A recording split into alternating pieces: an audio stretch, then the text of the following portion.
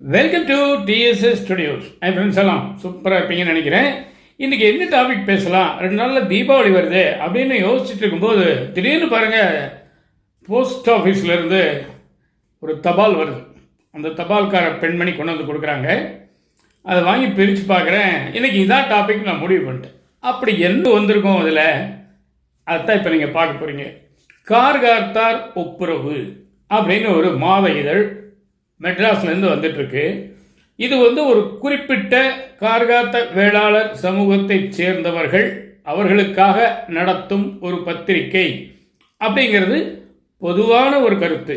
ஆனால் அந்த பத்திரிகையில் பாருங்கள் என்னென்ன விஷயங்கள் இருக்குது அப்படிங்கிறத நம்ம இன்றைக்கி பார்க்க போகிறோம். அட்டைப்படமே பாருங்கள், நீங்களே பாருங்களேன். சும்மா தீபாவளி வாழ்த்து சொல்லி சும்மா ஜொலிக்குது. அப்படியே அந்த அட்டைப்படமே கண்கொள்ளா காட்சியாக இருக்குது. அப்புறம் அப்படியே உள்ளே போகலாம், ஒவ்வொரு பக்கமாக போய் பார்ப்போம் வாங்க.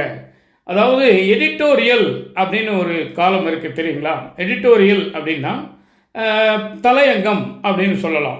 அந்த மாதிரி ஒரு எடிட்டோரியல் முதல் பக்கத்திலேயே காட்சி அளிக்குது. என்ன அழகாக தமிழ் படுத்திருக்காங்க பாருங்கள்.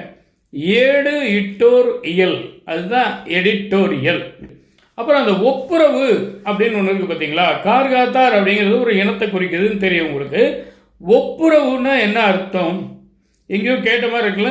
ஒப்புர ஒழுகு அப்படின்னு ஒன்று இருக்கு. ஒப்பு அப்படின்னா சமம் அப்படின்னு அர்த்தம், ஈக்குவல் அப்படின்னு அர்த்தம். ஒப்புரவு அப்படின்னு சேர்த்து சொல்லும்போது அனைவரையும் சமமாக பாவித்து உறவாக நினையுங்கள் அப்படிங்கிற ஒரு அர்த்தம் வருது. அதில் நல்ல அருமையான பேர் வச்சிருக்காங்க, கார்காத்தார் ஒப்புரவு. இந்த ஒப்புரவுங்கிற வார்த்தை பார்த்தீங்கன்னா அவ்வளோ அருமையான வார்த்தை, ஆழமான பொருள் கொண்ட ஒரு வார்த்தை.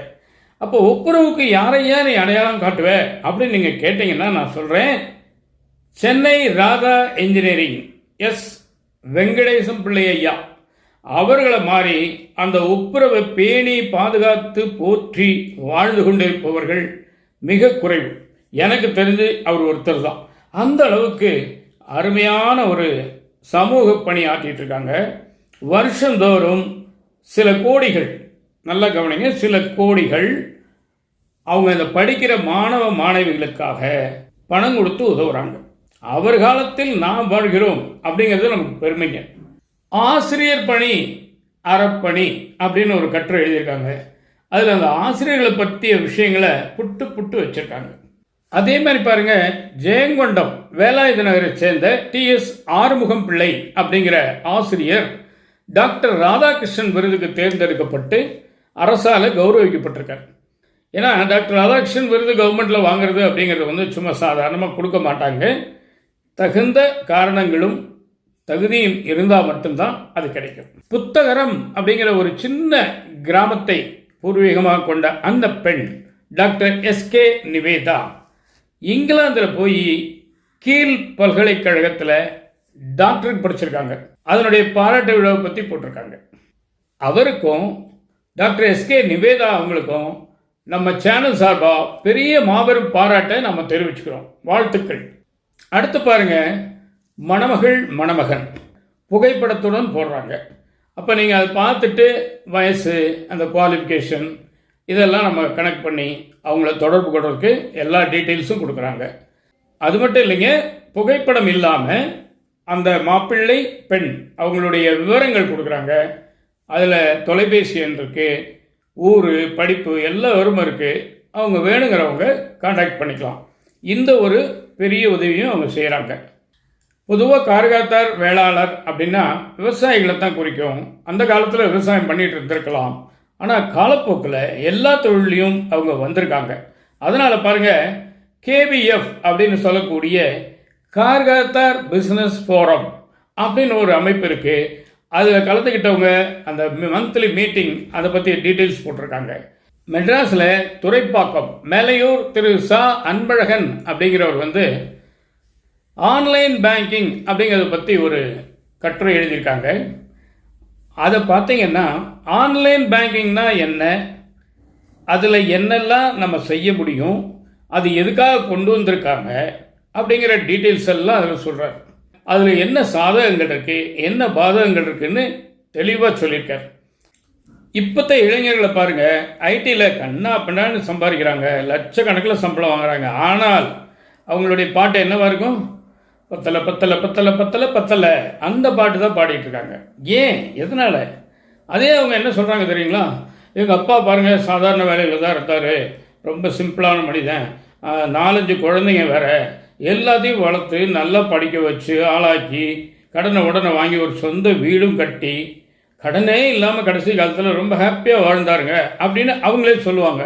அப்போது சிம்பிளான வருமானத்தில் வாழ்ந்த மனிதருடைய மகனால் நிறைய வருமானம் வரும்போது ஏன் வாழ முடியல அப்படிங்கிறதுக்கு பதில் என்னன்னா, திருச்சியை சேர்ந்த டாக்டர் டி கல்யாண்குமார் அப்படிங்கிற ஒரு மினிமலிசம் அப்படின்னு ஒரு கட்டுரை எழுதியிருக்கார்.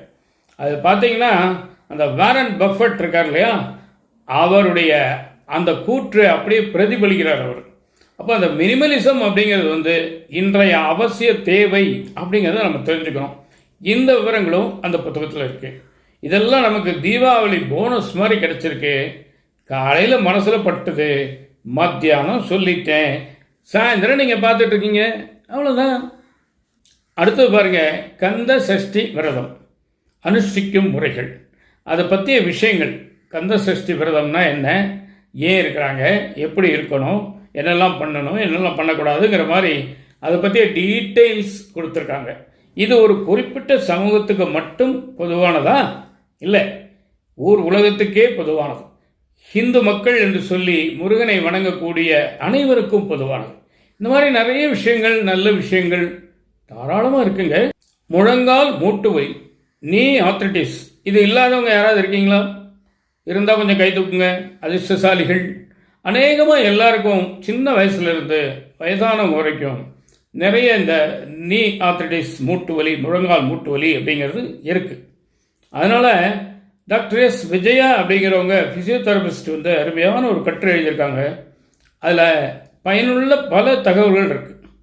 ஏன்னா இந்த மாதிரி பல விதமான கதம்பங்கள் சேர்ந்தது தான் நம்ம கார்காத்தார் ஒப்புரவு. மெட்ராஸில் மேற்கு தாம்பரத்தை சேர்ந்த திரு ஆர் சண்முக வடிவேலுங்கிறவர் நல்ல நண்பர் ஆவது எப்படி, தாய் தந்தையர்களை மறக்காதீர்கள் அப்படின்னு ஒரு முழு பக்கத்துக்கு எழுதியிருக்காரு.